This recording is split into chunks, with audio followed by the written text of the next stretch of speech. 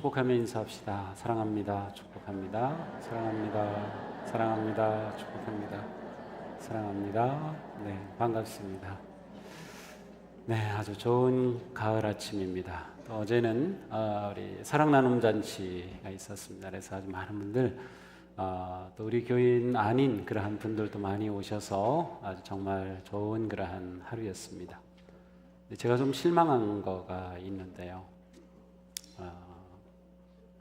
제 설교에는 별로 은혜를 안 받고 트로트에만 은혜를 받으신 것 같아요. 얼마나 은혜를 받으시는지 그 은혜가 너무 넘쳐나가지고 제가 좀 당황스러웠습니다. 자, 이 시간 설교에 은혜 받으시기 바랍니다. 네, 다시 설교에 은혜 받으시기 바랍니다. 네, 그래요. 네, 우리 원로 목사님한테 이르지 마세요. 제가 어릴 때 한번 유행가 불렀다가 된통 혼나고서는 제가 입에 거의 부르질 않았는데 몰래 불렀어요. 자, 성경 말씀은 대체로 우리들을 어떤 삶의 원리, 살아가야 될 그러한 것들을 말씀하시지만 궁절은 구체적으로 행해야 할 그러한 삶으로 우리를 항상 초대합니다. 그래서 모든 성경 말씀은 읽으면 마지막에는 우리가 무엇인가 행해야 할, 또 어떻게 살아야 할 것인가에 관해서 말씀을 합니다. 이 로마서 13장도 사도 바울은 크게 세 개로 이렇게 중요한 말씀을 하고 있는데요. 오늘 말씀은 그 가운데에 있습니다. 그래서 이 앞에서는 그리스도인들이 세상 속에서 어떻게 살아야 할 것인가를 말씀하면서 그 모든 상황 속에서 예수님을 주님으로 인정하는, 예수님의 주되심을 인정하는 삶을 살아야 한다고 말씀합니다. 그리고 이제 오늘 본문에서는 사랑과 율법에 관한 그런 말씀을 하시면서 사랑이라고 하는 아주 큰 주제를 사도 바울이 다루고 있습니다. 예수님께서는 예수님을 따르는 모든 사람들이 반드시 살아야 할 그런 가장 중요한 삶의 길을 사랑이라고 하는 것으로 요약하십니다. 이미 이스라엘 백성들에게는 구약의 율법이라고 하는 그러한 그들에게 주어진 하나님의 법이 있었어요. 그런데 예수님은 이 율법의 삶에 있어서 그 초점을 사랑이라고 하는 것으로 말씀하시고, 이 사랑이 모든 것을 포함하며 모든 것의 핵심이 되며 모든 것을 성취하는 것임을 말씀하십니다. 마태복음 22장에 가서 보면 율법에 능통하였던 바리새인과 사두개인들이 예수님께 와서 질문합니다. 율법 가운데 어느 계명이 중요합니까? 왜냐하면 이들에게 율법은 굉장히 많았어요. 600개가 넘는 그러한 구체적인 율법들이 있는데 그것 가운데 도대체 어떤 것이 가장 중요합니까? 이렇게 물어본 것입니다. 그때 예수님께서는 분명하게 말씀하십니다. 내 마음을 다하고 목숨을 다하고 뜻을 다하여 주 너희 하나님을 사랑하라 하셨으니 이것이 크고 첫째 되는 계명이다. 둘째도 그와 같은데 내 이웃을 내 자신과 같이 사랑하여라. 이 계명이, 이 두 계명이 모든 율법과 선지자들이 가르쳐 주신 그 모든 말씀의 대강령이다, 중심이다 라고 대답하십니다. 흔히 하나님 사랑과 이웃 사랑이라고 하는 것을 두 가지로 이렇게 생각을 합니다. 그러나 예수님께서 이 두 가지를 말씀하셨을 때 그 의도는 율법의 완성인 사랑은 하나님 사랑과 이웃 사랑이라고 하는 두 가지로 나눌 수 있다고 하신 것이 아니라 거꾸로입니다. 하나님 사랑과 이웃 사랑이 나눠질 수 없는 하나이다라고 하는 것을 말씀하시려고 한 겁니다. 바리새인과 사두개인들은 하나님을 사랑한다고 하는 그들의 열정이 대단했습니다. 그래서 그들은 율법대로 사려고 하고 구별된 삶을 사는 사람들이었어요. 그런데 예수님은 그들에게 너희가 하나님 사랑한다고 하는데 진짜 하나님 사랑은 이웃 사랑하는 거다라고 하는 것을 말씀하시는 겁니다. 너희들이 그렇게 백성들을 억압하고 억누르고 너희들의 특권을 유지하려고 하면서 했던 그것은 이웃 사랑이 아니라는 거죠. 하나님 사랑과 이웃 사랑은 나눌 수 없다고 하는 것을 말씀하시려고 하는 거예요. 그러니까 우리도 살아가면서 나는 하나님 사랑은 하는데 이웃 사랑은 잘 못해, 아니면 이웃 사랑은 하는데 하나님 사랑은 못해 라고 하는 말은 이 앞뒤가 안 맞는 말입니다. 하나님을 사랑하는 사람이라면 자연스럽게 이웃을 사랑해야 되고, 이웃을 사랑하는 사람은 하나님을 사랑하지 않고서는 할 수 없는 것이기 때문에 이 둘은 결국 하나인 것입니다. 사도 바울도 오늘 말씀에서 사랑이 모든 율법을 아우르는 것이라고 말씀합니다. 서로 사랑하는 것 외에는 아무에게도 빚을 지지 마십시오. 남을 사랑하는 사람은 율법을 다 이룬 것입니다. 사랑이 모든 율법의 완성이라고 말씀하는 것입니다. 우리 삶에도 이것을 하라 아니면 하지 마라 라고 하는 여러 가지 도덕적인 윤리적인 또 어떤 법에 따른 그러한 규칙들이 많이 있습니다. 그런데 이 모든 것을 하나로 묶어내면 결국 사랑이라고 하는 것으로 요약할 수 있다고 하는 것입니다. 사도 바울은 그 위에 여러 가지를 말씀하죠. 간음하지 마라, 살인하지 마라, 도둑질하지 말라, 탐내지 말라, 이런 것들을 쭉 말씀하시는데, 이런 모든 계명들은 결국 사랑이라고 하는 것으로 요약이 됩니다. 이웃을 사랑하는데 이웃의 것을 탐낼 리가 없어요. 이웃을 사랑하는데 이웃 것을 도둑질할 리가 없어요. 하나님을 사랑하는데 우상을 만들 리가 없는 것이죠. 정말로 사람을, 이웃을 사랑하고 아내를 사랑하는데 간음할 리가 없는 거예요. 모든 율법은 사랑이라고 하는 것으로 요약이 되는 것입니다. 우리의 모든 신앙생활이 바로 마찬가지입니다. 이 세상을 살아가는 모든 그리스도인들이 삶 속에서 하나님의 영광을 드러내며 세상에 있는 모든 어두움과 악함과 방탕과 더러움과 맞서서 이겨나가며 이 세상을 진리와 빛의 세계로 변화시켜 나가는 삶의 길은 사랑하는 데 있다라고 하는 것을 분명히 말씀하는 것입니다. 자, 그런데 우리가 살아가는 이 세상은 실제로 그렇지 않습니다. 사실 사랑이라고 하는 단어는 넘쳐납니다. 홍수입니다. 모든 것이 다 사랑입니다. 다 사랑. 언제부터인지 모르지만 하여튼 너무나도 사랑한다고 하는 말이 많아졌어요. 그 말 자체가 나쁜 것은 아닌데 정작 사랑이라고 하는 말은 많은데 사랑을 하지 못하는 세상입니다. 사랑이란 말의 홍수는 많은데 사랑받지 못하고 사랑하지 못하는 그러한 사람들이 너무나도 많습니다. 또한 왜곡된 사랑을 말하는 사람들도 있습니다. 자기 욕심을 사랑이라고 말하거나 자기 집착을 사랑이라고 하거나 육체적 쾌락을 사랑이라고 거짓 말하는 사람들도 있습니다. 과연 사랑이 무엇입니까?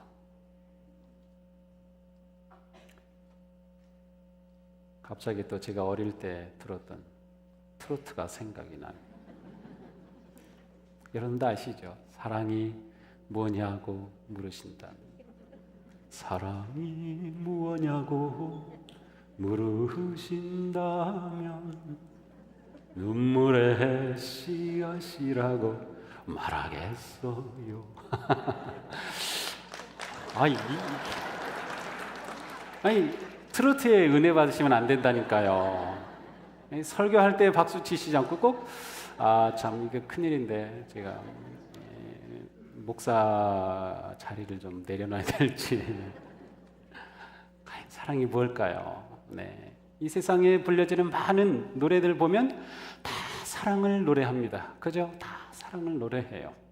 근데 진정한 사랑이 없는 세상인 것 같아요. 그게 문제죠. 성경은 말씀합니다. 요한일서 4장 8절입니다. 하나님은 사랑이십니다. 굉장히 중요한 말씀이에요. 하나님이 사랑이시라고 하는 겁니다. 참된 사랑은 하나님에게서 시작이 되었고 하나님이 사랑의 근원이시며 진정한 사랑은 하나님 아니고서는 경험할 수 없어요. 우리가 사랑한다고 해도 그 사랑이 하나님과의 관계에서 나온 사랑이 아니면 참 사랑일 수 없다는 것입니다. 우리가 하나님의 사랑을 어떻게 압니까? 요한일서 3장 1절에 말씀합니다. 아버지께서 우리에게 얼마나 큰 사랑을 주셨는지 생각해 보십시오. 하나님께서 우리를 당신의 자녀라고 일컬어 주셨으니 우리는 하나님의 자녀입니다. 하나님이 얼마나 큰 사랑을 우리에게 베풀어 주셨는지 우리가 하나님의 자녀가 되었다는 것이에요. 그런데 요한복음 1장 12절은 분명히 말씀하죠. 영접하는 자 곧 그 이름을 믿는 자들에게는 하나님의 자녀가 되는 특권을 주셨다는 거예요. 그러므로 예수 그리스도를 믿고 영접하는 자는 하나님의 큰 사랑을 받아들인 거예요. 그래서 하나님의 자녀가 됐다는 거예요. 그러므로 그리스도인은 하나님의 온전한 사랑을 아는 자요, 하나님의 온전한 사랑을 경험한 자요, 하나님의 온전한 사랑을 누리는 자요, 하나님의 온전한 사랑 안에서 사는 사람들이기 때문에 성도들은 마땅히 서로 사랑하며 살아야 한다는 것이에요. 그것이 유일한 그리스도인의 특징이라고 말할 수 있습니다. 그리스도인으로서 사랑하지 않는다고 하는 것은 말이 되지 않아요. 그리스도인이라는 말 자체가 그리스도의 십자가의 사랑으로 사는 사람들이기 때문에 그 사람들은 마땅히 사랑해야 하는 것입니다. 하나님께서 우리를 그리스도 안에서 사랑하신 것은 우리가 무슨 자격이 있어서가 아니에요. 우리는 아무 자격이 없어요. 우리가 알지도 못할 그때에 하나님께서 우리를 위하여 독생자 예수 그리스도를 보내주심으로 우리를 사랑해 주시기로 작정하셨어요. 그리고 그리스도 안에서 우리에게 완전하고 충분한 사랑을 베풀어 주셨어요. 단지 그 사랑을 믿고 받아들이는 자는 그리스도인이 되는 거고, 그 사랑을 믿지 못하는 자는 그 사랑 안에 들어오지 못할 뿐이에요. 하나님의 사랑은 지금도 여전히 우리에게 충분하게 넘치게 임하여 있는 것이에요. 그러므로 사랑은 모든 그리스도인이 누리는 특권이면서 모든 그리스도인의 의무이기도 합니다. 우리는 하나님으로부터 엄청난 사랑을 받은 이 특권을 가지고 있으면서 동시에 사랑의 삶을 살아야 할 의무를 가지고 있는 것입니다. 사도 바울이 로마의 그리스도인들에게 요구하였던 그 사랑의 표준이 바로 이것이었습니다. 예수님은 말씀하십니다. 내 계명은 이것이다. 내가 너희를 사랑한 것 같이 너희도 서로 사랑하여라. 요한복음 15장 12절입니다. 내가 너희를 사랑한 것 같이 너희도 사랑하여라. 주님께서 우리에게 기대하시는 사랑의 기준입니다. 이것이 우리가 살아가는 삶에서 사랑의 기준을 높여야 돼요. 예수님께서 우리를 사랑하신 것, 그것이 우리가 살아가는 사랑의 삶의 기준이 되어야 돼요. 그래서 우리는 그 기준에 맞는 사랑의 삶을 살기로 결심하고 그 삶을 살아가고 그 삶을 훈련하고 그 삶을 매일매일 우리의 삶 가운데서 실천해야 하는 것, 그것이 우리의 사랑의 삶. 그러니까 우리는 자꾸 우리의 사랑의 수준을 낮추면 안 돼요. 자꾸 높여야 돼요. 그리스도의 사랑까지 우리의 사랑이 올라갈 수 있도록 우리의 사랑의 기준을 높여가야 한다는 것이죠. 오늘날 이 사회는 깨어지고 아픈 상처로 가득 차 있습니다. 가정에서, 직장에서, 학교에서, 심지어는 믿음의 공동체 안에서도 많은 아픔들이 있습니다. 그것은 아직도 우리의 사랑이 그리스도의 우리에게 보이신 사랑의 기준에 미달되고 있다고 하는 것을 말하는 것입니다. 우리는 사랑하는 삶에 정신이 없어야 돼요. 우리는 서로 사랑하기에 모든 에너지를 쏟아부을 수 있어야 돼요. 웨스먼 대학교의 데이빗 학장이 어느 날 이 마더 테레사를 만납니다. 그리고 테레사에게 묻습니다. 수녀님은 화를 내신 적이 있나요? 그러자 이 마더 테레사가 웃으면서 말합니다. 화를 낸다고요? 제가 사랑할 사람이 너무 많아서 화낼 시간이 없네요 라고 대답했다는 것이죠. 사랑하는 삶에 정신이 없어서 화낼 겨를조차 없는 그러한 삶, 우리의 사랑의 주님을 닮으려고 하는 부단한 열정적인 그러한 삶이 우리 가운데서 계속해서 일어나야 된다는 것이에요. 에릭 프롬이라고 하는 분은 사랑의 기술이라고 하는 책에서 미숙한 사랑과 성숙한 사랑을 이렇게 정의 내립니다. 미숙한 사랑은 내가 필요하기 때문에 사랑하는 것이고, 성숙한 사람은 내가 사랑하기 때문에 그 사람이 필요한 것이에요. 무슨 말인가 하면 이 사람은 내가 사귀면은 내게 도움이 될 것 같고 이익이 되고 유익이 되고 그러기 때문에 이 사람을 사랑한다. 그것은 미숙한 사랑이에요. 그러나 내가 이 사람을 사랑하기 때문에 그래서 이 사람이 내게 필요해 라고 말할 수 있다면 성숙한 사랑이라고 하는 거예요. 하나님께서 우리에게 베풀어 주신 사랑이 바로 그러한 사랑이에요. 사랑이라고 하는 기준에서 본다면 어떤 사람들은 전혀 사랑하려고도 안 하고 사랑을 받으려고도 안 하고 나 혼자 살겠다고 하는 사람들이 있어요. 또 어떤 사람들은 사랑을 받으려고만 하는 사람이 있어요. 그래서 누구를 만나든지 거기서 관심을 받고 사랑을 받으려고만, 그래서 나를 사랑해 줄 사람만을 계속 그런 대상자를 찾아서 살아가는 사람도 있어요. 그러나 우리의 삶은 사랑을 열정적으로, 사랑을 적극적으로 사랑하는 삶, 바로 그러한 삶으로 나아가야 하는 것이에요. 이 삶이 어려운 것은 이러한 사랑의 삶은 반드시 희생이 있기 때문이에요. 내가 손해를 보지 않고 희생하지 않고서 그리스도의 사랑만큼 그 기준을 향해 나아간다고 하는 것은 불가능합니다. 그리스도의 사랑은 본질적으로 십자가의 엄청난 희생으로 증명된 사랑이기 때문에 그래요. 그래서 예수님의 사랑을 닮으려는 우리는 사랑하기 때문에 아픔이 있을 수 있어요. 사랑하기 때문에 손해를 볼 수 있어요. 사랑하기 때문에 내 희생이 따라요. 그래도 사랑할 때 그 사랑이 그리스도를 닮은 사랑이 되는 거예요. 우리가 모든 것에 있어서 내 이익으로, 내 중심으로, 내게 도움이 안 되면 버리고 뱉어버리고 받아들이지 않는 식으로 살아가려고 한다면 얼마나 그 삶이 메마를까요? 그러나 우리가 조금 더 내려놓을 수 있고, 내가 좀 더 포기할 수 있고, 내가 좀 더 져줄 수 있다고 하면 우리는 그 삶을 통해 그리스도의 사랑을 함께 누리며 살아갈 수 있는 거죠. 신약에는 복음서가 4개가 있습니다. 마태, 마가, 누가, 요한복음이 있습니다. 물론 이 복음서는 다 똑같이 그리스도의 사랑을 증거하지만 이 중에서도 특별히 예수님의 사랑을 잘 그려주고 잘 보고하는 복음서가 있어요. 어느 복음서일까요? 요한복음. 요한이라고 하는 제자들이 예수님과 마지막 만찬을 할 때에 예수님의 품에 이렇게 기대어 있던 사람으로 알려져 있어요. 유대인들은 식사할 때 우리처럼 이렇게 앉아서가 아니라 이렇게 기대서 하죠. 그러니까 앞사람이 여기에 머리가 오면은 가슴이 가깝게 있을 수 있어요. 근데 아마 그날 요한은 예수님께 더 바짝 붙어 있었던 것 같아요. 예수님 품에. 그래서 요한은 예수님의 심장 소리를 들었던 사람이에요. 신약 성경에 많은 편지 글들이 있어요.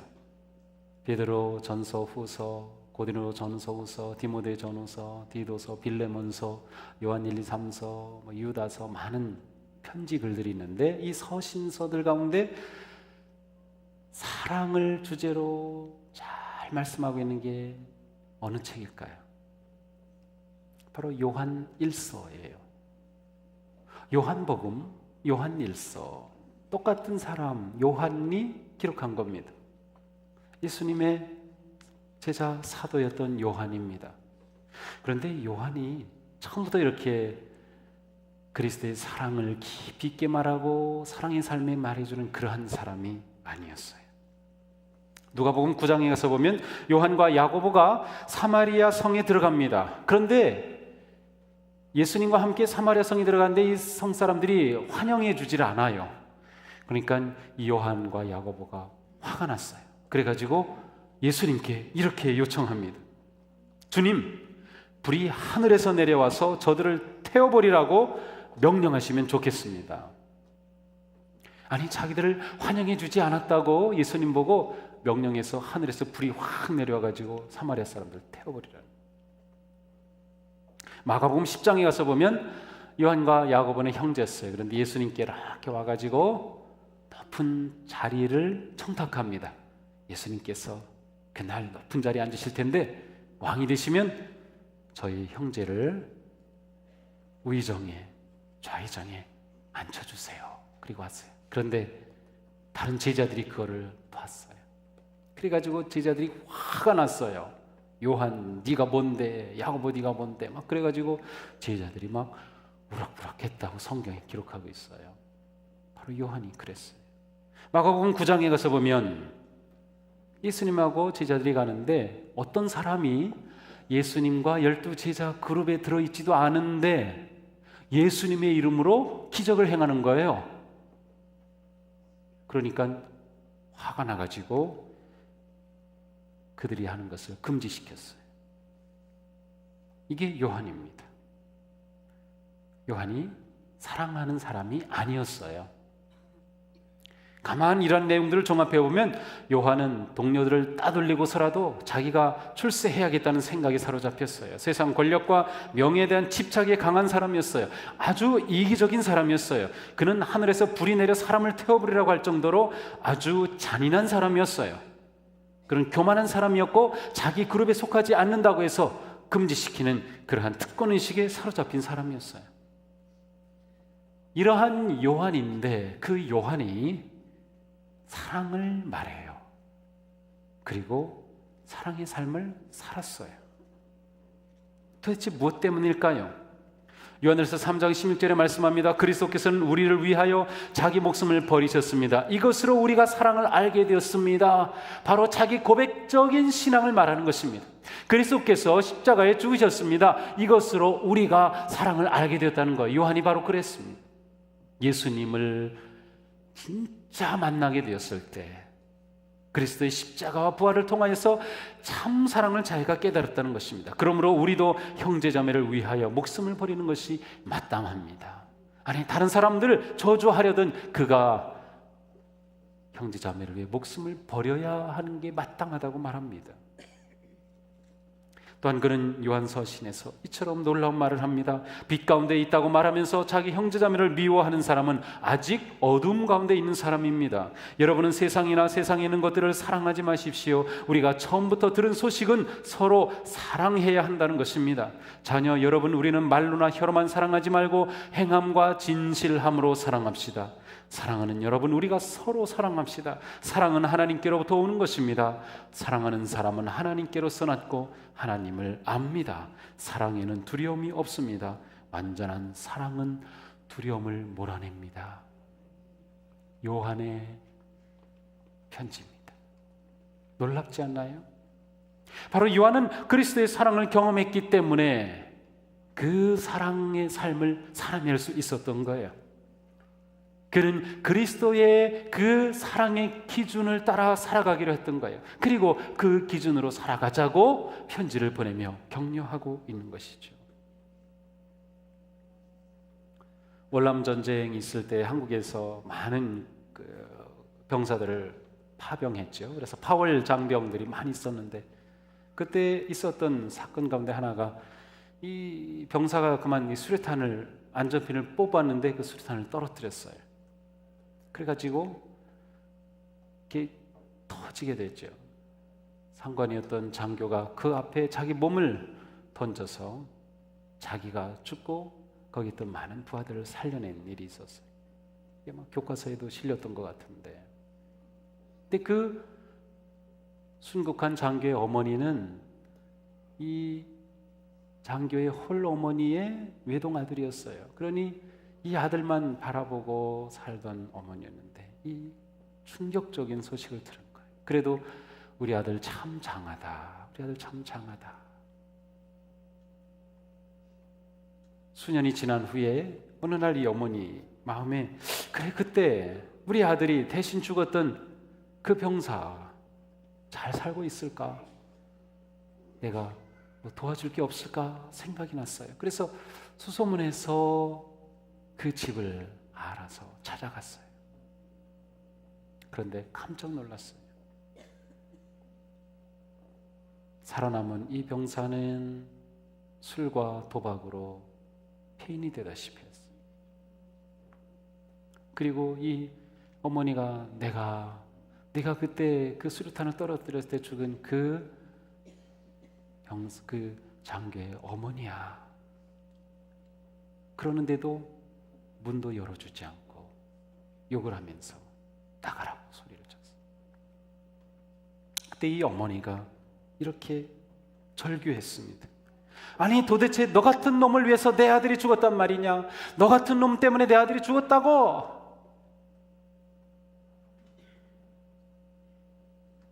하나님께서 우리를 위해 독생자 아들을 보내주셨어요. 그리고 우리를 위해 죽으셨어요. 하나님께서 우리를 지금 보신다고 하면 뭐라고 하실까요? 그래, 너 같은 그러한 삶을 살라고 죽었단 말이냐? 라고 하실까요? 그런데 우리 하나님은 그러실 것 같지 않아요. 우리 하나님은 그래, 내 그 꼬라지, 내 그 모습, 그래, 바로 그러한 너를 위해 내 아들 죽은 거다. 바로 그러한 너를 위해 내 아들 죽은 거야. 내가 너를 사랑하기 때문이다. 나의 사랑을 내가 받아들여라. 너를 위해 대신 죽은 그리스도의 사랑을 내가 받아들여라. 우리가 그 사랑을 입은 자들이라면 우리는 마땅히 그 주님의 말씀대로 살아야 할 겁니다. 사랑하는 삶을 살아야 하는 거죠. 사랑은 구원받은 자의 의무입니다. 우리 모두의 사명입니다. 우리는 한 달 동안 사랑 축제 기간을 보내고 있습니다. 이 기간 동안 우리는 무엇인가 좀 더 다른 성숙한 그리스도의 기준에 맞는 사랑의 삶을 살아내야 됩니다. 좀 그 삶을 위해서 헌신하고 시도하고 노력하고 한 뭐가 좀 있어야 돼. 그냥 가만히 그냥 되는 대로 살지 말고 내가 좀 더 적극적으로 사랑의 삶을 좀 살아봐. 사도 바울은 사랑을 이렇게 정의합니다. 사랑은 오래 참습니다. 사랑은 친절합니다. 사랑은 시기하지 않습니다. 사랑은 뽐내지 않습니다. 사랑은 교만하지 않습니다. 사랑은 무례하지 않습니다. 사랑은 자기의 이익을 구하지 않습니다. 사랑은 성을 내지 않습니다. 사랑은 원한을 품지 않습니다. 사랑은 불의를 기뻐하지 않습니다. 사랑은 진리와 함께 기뻐합니다. 사랑은 모든 것을 덮어줍니다. 사랑은 모든 것을 믿습니다. 사랑은 모든 것을 소망합니다. 사랑은 모든 것을 견딥니다. 주님이 주시는 계명은 이것입니다. 나는 너희에게 새 계명을 준다.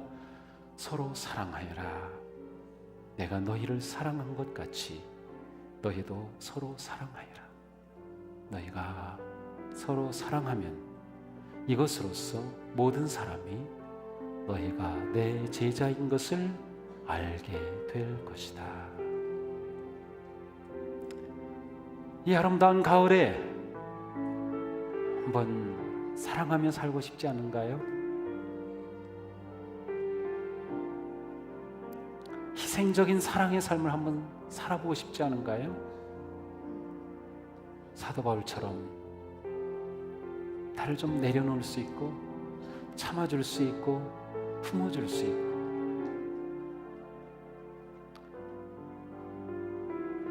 그런 삶을 우리 같이 살아봐요.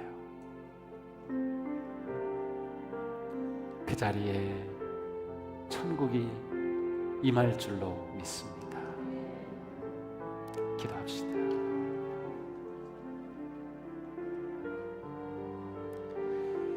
주님, 저희들은 예수 그리스도의 사랑을 입은 자들입니다. 무엇으로도 갚을 수 없는 주님의 그 크신 사랑, 저희들을 위해 완전하고 충분한 사랑을 베풀어 주신 하나님, 저희들은 오직 하나님의 이 사랑을 먹고 살아갑니다. 저희들은 오직 이 하나님의 사랑의 힘으로만 살아갑니다. 저희들의 삶에서 하나님의 이 사랑을 본받기 원합니다. 우리를 위해 모든 것을 내어주신 주님의 그 사랑을 본받기 원합니다.